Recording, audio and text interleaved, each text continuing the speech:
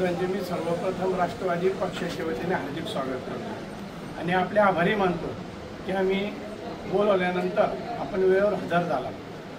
तर विषय असा आहे की आपण पाहत आलेलो आहे की निवडणुकीपासून शासन फक्त आश्वासनं देते, प्रत्येक वेळेला वेगवेगळे नवीन आश्वासनं दिले जातात, परंतु एकाची पूर्तता होत नाही आणि सगळेजण मौन धरू नये म्हणून आता मौन तोडण्याची वेळ आलेली आहे। सुरुवातीचे काही दिवस आम्ही विचार केला की नवीन शासन आता स्थापन झालेलं आहे, ते काही ना काही निर्णय घेतील, काही ना काही उपाययोजना योजतील असं वाटत होतं, परंतु कित्येक महिने निघून गेले तरी सुद्धा अजूनही त्यांचा काही विचार विनिमय दिसत नाही म्हणून मौन तोडून बोलण्याची वेळ आलेली। तर उद्या आम्ही शेतकऱ्यांच्या विविध प्रश्नांसाठी शेतकरी मोर्चा आयोजित केलेला आहे।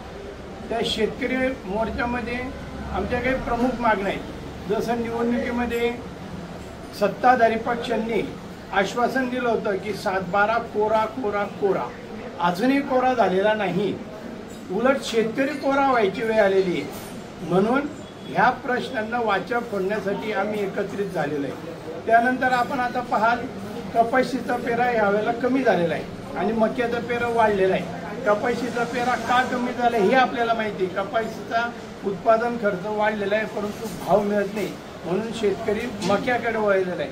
आणि मक्याकडे वळल्यानंतर आपल्याला सगळ्यांना माहिती आहे की मक्यासाठी युरियाची अत्यावश्यकता असते, तो युरिया पुरेशा प्रमाणात उपलब्ध नाही आणि जर युरिया असलाही तर तो लिंकिंग शिवाय भेटत नाही। त्याच्यामुळे या सगळ्या महत्त्वाच्या वेळेला शेतकऱ्यांना जो उपलब्ध व्हायला पाहिजे युरिया तो होत नाही, त्याच्यासाठी सुद्धा आम्ही हा एक प्रश्न मांडलेला आहे। त्यानंतर आता सध्या गाजावाजा चालू आहे सोलर पंपचा, अतिशय चांगली योजना आहे, आम्हाला आवडते ती योजना, परंतु मागेल त्याला सोलर पंप कुठे मिळतोय?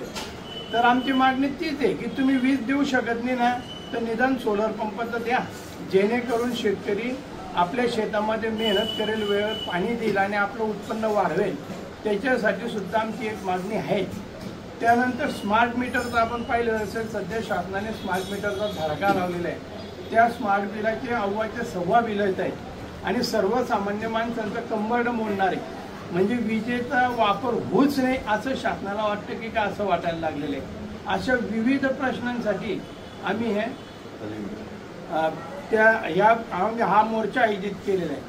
आता तुम्ही जर पाहिलं तर शेतकऱ्यांना वास्तविक पाणी, बियाणं, खतं हे सगळं मुबलक आणि माफक दरामध्ये मिळावं। बियाण्यांचं सुद्धा तुम्ही पाहिलं असतील, बियाण्यांच्या सुद्धा किमती अव्वाच्या 6 झालेल्या आहेत, खतांच्याही किमती अव्वाच्या 6 झालेल्या आहेत, त्याच्यावर GST लावला जातोय, त्याच्यामुळे किमती वाढत आहेत।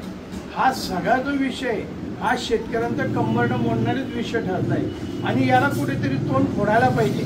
म्हणून माझं सगळ्यांना आव्हान आहे की पक्ष म्हणून नाही तर शेतकरी म्हणून तुम्ही सहभागी व्हा, एक जागरूक नागरिक म्हणून सहभागी व्हा आणि आज शेतकरी मोर्चे यशस्वी करा, इतक्या प्रचंड प्रमाणात उपस्थित राहा की या सरकारचे डोळे उघडायला पाहिजे।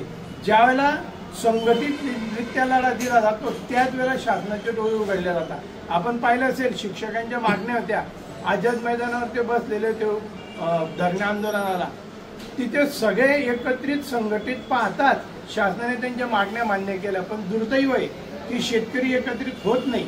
आमचा प्रयत्न आहे की शेतकऱ्यांना एकत्र करवावं आणि या झोपलेल्या शासनाला जागा करून या शेतकऱ्यांना आवश्यक असलेल्या बाबी मंजूर करून घ्यावा, मिळवून द्याव्या, याच्यासाठीच आमचा मोर्चा आहे। तर माझं सगळ्यांना आव्हान आहे की आपण उद्या सर्वांनी मोठ्या प्रमाणामध्ये मोठ्या संख्येने या मोर्चामध्ये सहभागी व्हावे।